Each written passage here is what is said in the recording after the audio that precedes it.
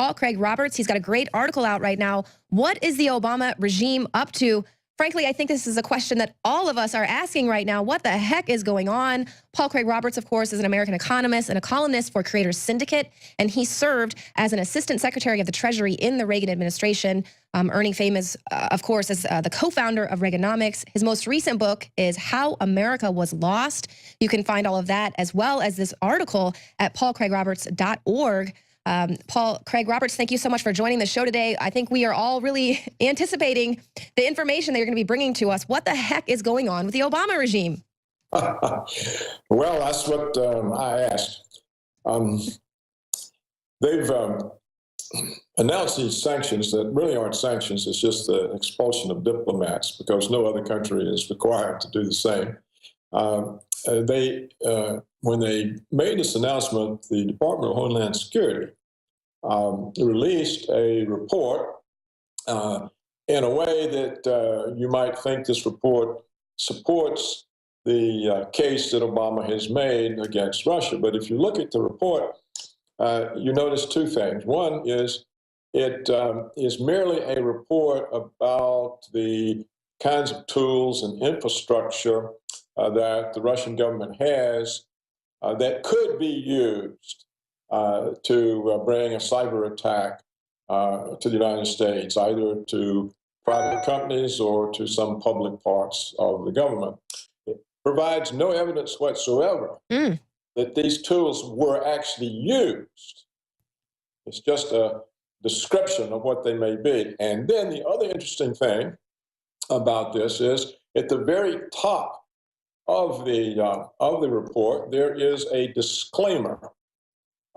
Let's see if I can read I have it here. It says, you have it in this article. It says, disclaimer, this report is provided as is for informational purposes only. The Department of Homeland Security does not provide any warranties of any kind regarding any information contained within.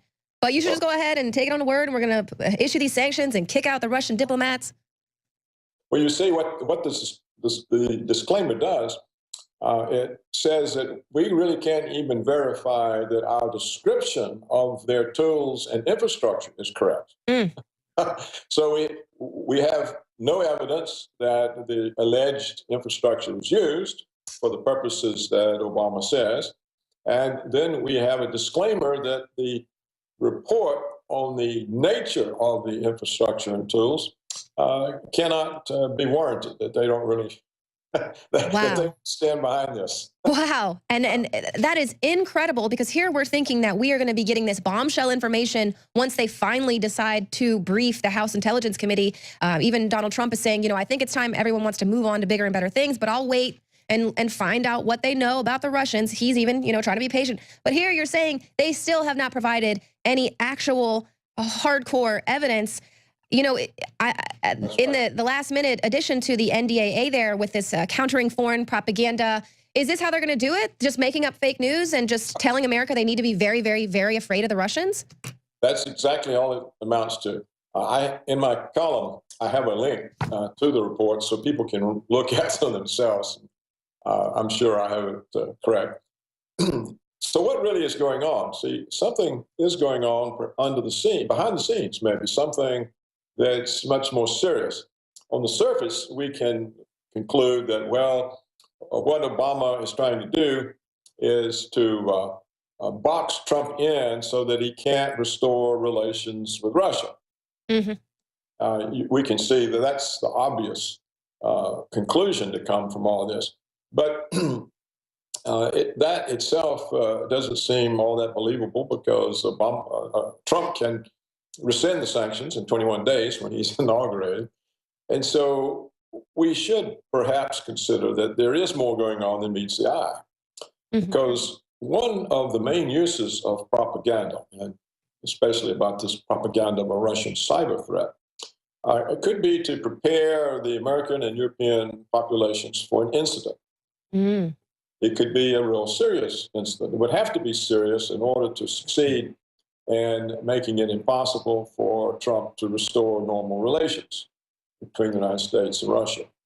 And so what could be the nature of this? Well, we don't know, but we do know that the CIA has morphed into being a deep state that uses disinformation, propaganda to align decisions of Congress, executive branch, and foreign governments with their own secret behind-the-scenes agendas. Have you ever seen a disclaimer like this before? No, never seen.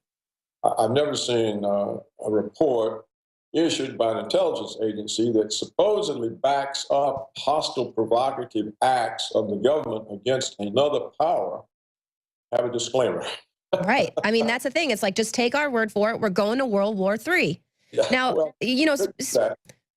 speaking of, just kind of what we're seeing with this outgoing administration, what was the transition like from Carter, say? Was he trying to muck up the place as much as humanly possible for the incoming administration? No, of course not. Carter was a gentleman. He was a very fine, kind of person.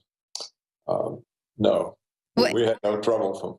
Yeah, I mean, I just feel like this is kind of unprecedented from a petulant child, kind of scorched earth policy, if you will. So, when we were in the midst of the Cold War, did anything like this ever happen? Are we seeing kind of Cold War deja vu? Well, I couldn't say how many times we were given false information about the Soviet threat, because to have a threat is very valuable to the military security complex. They get a lot of budget out of that. They get a lot of power out of it. So they need a threat. And, Eisenhower warned us of that, 60 years ago. So they need a threat. And of course, they need a Russian threat. The Muslim threat's not a big enough threat to justify the kinds of military security budgets we have. But to get back to this question of what is really going on here, it doesn't make any sense for Obama to make a fool of himself like this. And so that's why I wonder, I can't say that this is the case, but I wonder if all of this isn't propaganda to get us ready for some kind of incident that can be used to prevent Trump restoring relations. It would have to be a serious thing. And if that's the case, it could catch the Russians off guard, because you saw what Putin's response was. It was very low key. In fact, he used it to embarrass Obama and say he wasn't going to expel anybody. And in fact, all the American kids were invited to the Russian Christmas parties. So if I was the Russian government, I would be wondering about this, because there may be much more than meets the eye. And I wouldn't just sit there and say, well, this is silly, because it's not natural for the CIA to provoke a situation like this unless it's a cover for something. Right. I think that's what a lot of us are sort of seeing, is that this goes way beyond just being upset that your policies completely got thrown out the window, that your candidate wasn't voted in, just being upset about the fact that the Americans voted against your policies. This is like, wow, this is sort of irreversible. It'll be interesting to see how Donald Trump and his administration handle this situation. What do you think about Trump's appointments? I believe you're kind of along with us saying, let's give him a chance. Let's see what he's going to do. Yeah.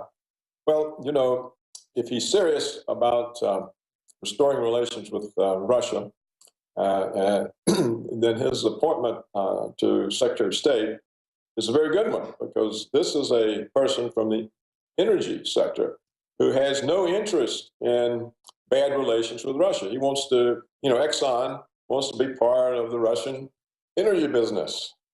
And so it's a totally different kind of a oligarch than the typical representative of a military security complex. So I think that when Trump announced this appointment, I think he gave the neoconservatives a message that he was serious about good relations. I think appointing the two generals, well, one of the generals, his national security advisor, he's the one who went public and said that it was a willful decision of the Obama regime to send ISIS to Syria. And it was against his own recommendation as director of the Defense Intelligence Agency. Well, this is a very brave act, and it shows he's willing to take a stand different from the neoconservative propaganda. And the other general is the one who convinced Trump that torture doesn't work, and got him off of that kick to get him back toward a constitutional legal basis. So I would say on the whole, those appointments are good. And they're all men who are strong and determined, and that's what it takes if there's going to be any change. a weak person or a conciliatory person or a person who won't go against the conventional thinking, he can't bring change. So Right. I say, let's give him a chance. These appointments, for the reasons I just gave, encourage me. Right, I agree wholeheartedly, and that's what even Ivanka Trump said. Her father is very good at selecting the right people to be on his team to be a success. What do you make of John Bolton? Of course, he's reportedly being considered for a spot on Trump's administration. He's coming out saying Russia must be made to feel the pain over these cyber attacks. Well, I don't see how he could possibly be appointed because he's a complete contradiction to what Trump has said, and he would be at loggerheads with the Secretary of State, assuming Trump can get his appointment confirmed. The Senate has to confirm them. I've never understood the notion that John Bolton could be in the running. I don't know what that could possibly be about. Often, people float names in order to get them into the running. Mm-hmm. So my tendency is to look at Bolton like that. Mm-hmm. On the other hand, it could be a way for Trump to have an inside way of knowing what the neocons were saying and thinking. Right. Exactly. So, It's you kind of keep your enemies closer, right? could be that. But if I was Trump, I wouldn't want anybody like that. Exactly. Because you're always going to have to be, have eyes in the back of your head. Well, I know we're kind of running out of time here, so I want to, just what do you think what do you think Obama's legacy is really going to be? Obviously, what the American people are going to think is a little bit different than what his legacy is going to be, say, inside the Beltway. Well, I agree with the spokesperson for the Russian foreign ministry that Obama is without doubt the worst president ever. And that he was aligned with evil, and he did evil in the world, terrible evil. Mm. And, all I can say is when January 20th comes, it's good riddance. Yeah. I hope we never see him again. Me as well. Please. And he just wants to be a sports commentator on ESPN. And please, no, not even that. Just go crawl under your rock. So, I've been kind of saying this as well. So it's interesting to hear you say it, that, you're kind of a little hesitant with just coming right out and saying it, but perhaps preparing the American people for something pretty big to happen with Russia before January 20th. Is that kind of what you're saying, is be on the lookout for them kind of getting us ready for something big? I think it's the only explanation that makes sense of what we've been witnessing, which is an all-out attack by the director of the CIA. It's a public attack by the director of the CIA against the president-elect. So clearly, this is an effort to discredit Trump, or to prevent him from taking office, or to prevent him from being able to restore normal relations with Russia. There has to be some explanation of this. Quite clearly, John Brennan will be fired the minute Trump enters the White House. There would have to be a cleansing in the CIA. And so to be so public in the opposition against Trump, it has to have some reason. And I think the only thing that I can really come up with, and of course other people may come up with other reasons, but what I come up with is part of the propaganda they give the American people, so that if there is some orchestrated incident, the people will be prepared to believe that it's true. Right. And you also kind of say, could Trump's foreign policy be controlled by false allegations? Maybe they're even kind of setting this up so then he's going to make his decisions based on that, not pivot toward Russia and continue going with the Obama administration with Saudi Arabia, for instance. Yes, that could be. I mean, I'm sure that's part of it. You see, already, apparently, Trump has agreed to have the CIA briefing. It doesn't make a lot of sense, because if the CIA doesn't have any real evidence, the briefing will just further convince Trump not to trust the agency. But as we've said, there may be more to this than just trying to box Trump in. This may be preparing the ground for some kind of incident. I don't know. But if I was the Russian government, I would be thinking about putting the armed services on some kind of alert. I wouldn't just sit there and say, well, this is Obama being silly. It's Obama being absolutely dangerous, frankly. Paul Craig Roberts, thank you so much for all this information. We're going to have you back on the show soon. paulcraigroberts.org. But man, you're absolutely right. I mean, he's sending the troops in to surround Russia and saying, don't worry, guys, we're just provoking World War III and have a happy Christmas and a great New Year. InfoWars has more than 15 YouTube channels and about 3 million subscribers. Our main channel has 1.854 or 1,854,000 plus subscribers.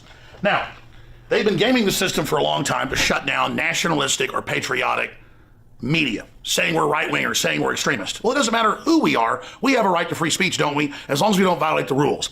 Well, now Zuckerberg has come out and said he's going to restrict conservative news like Communist China does, calling it fake news. And Google, that owns YouTube, has announced, and they've done it now 2 weeks ago, that they're going to basically make you click the bell in your notifications. We're going to show you how to do that, or you won't get all the channels that you've subscribed to, and you won't get the videos. Now, why are they doing this? It's more than just censoring. They want you to see the videos that they feed you below and beside the videos you're looking at that are corporately sponsored so they make more money. They're taking the you out of YouTube. So we're in this information war, and it's more important than ever that you promote the videos, that you like the videos, and that you send them on to others. Because the answer to the attempt to shut us down and restrict free speech that's openly now happening is for us to redouble our efforts. We're winning the culture war as true classical liberals that made this country great. We're restoring the Renaissance. So again, if you want to get our videos, so you can make your decision whether you want to see them or not. After all, that's why you subscribed. YouTube's had this since they started 12 years ago or whatever it was. And they're fundamentally changing it so you don't get it.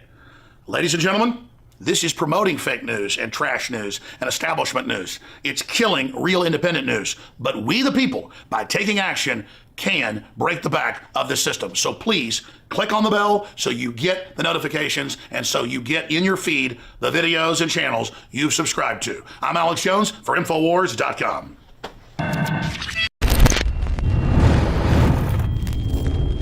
Paul Craig Roberts, he's got a great article out right now. What is the Obama regime up to? Frankly, I think this is a question that all of us are asking right now. What the heck is going on? Paul Craig Roberts, of course, is an American economist and a columnist for Creators Syndicate, and he served as an assistant secretary of the Treasury in the Reagan administration, earning fame as, of course, as the co-founder of Reaganomics. His most recent book is How America Was Lost. You can find all of that as well as this article at paulcraigroberts.org. Paul Craig Roberts, thank you so much for joining the show today. I think we are all really anticipating the information that you're going to be bringing to us. What the heck is going on with the Obama regime? Well, that's what I asked. They've announced these sanctions that really aren't sanctions. It's just the expulsion of diplomats because no other country is required to do the same.